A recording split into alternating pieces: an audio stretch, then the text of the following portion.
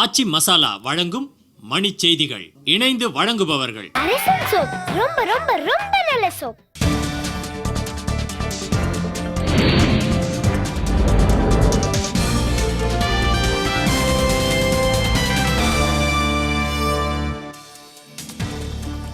லோக்பால் சட்டம் தொடர்பாக மாநிலங்களவையில் வாக்கெடுப்பு நடத்த கோரி குடியரசுத் தலைவரிடம் பாஜக மனு.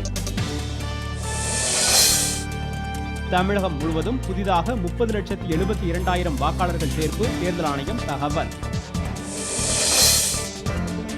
தமிழக சட்டப்பேரவை கூட்டத்தொடர் தேதி மாற்றம் வரும் 30ஆம் தேதி ஆளுநர் உரையுடன் தொடக்கம்.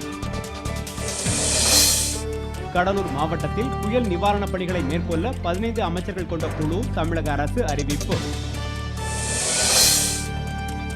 புயல் பாதித்த கடலூர், புதுச்சேரியில் அன்புமணி ராமதாஸ் நாளை ஆய்வு.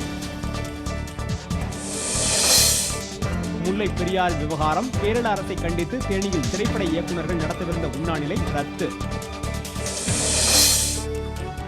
வேலை வாய்ப்பற்ற இளைஞர்கள் மற்றும் கல்லூரி மாணவர்களுக்கு திறன் மேம்பாட்டு பயிற்சி, முதலமைச்சர் ஆணை.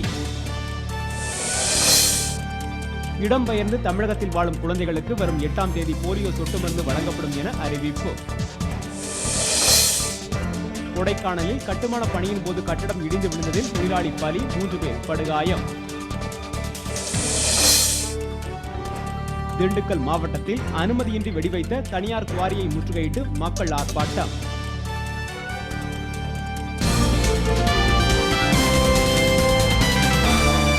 மணி செய்திகள் வழங்கியவர்கள் எங்கெங்கும் ஊரெங்கும் ஆச்சி மசாலா. இணைந்து வழங்கியவர்கள்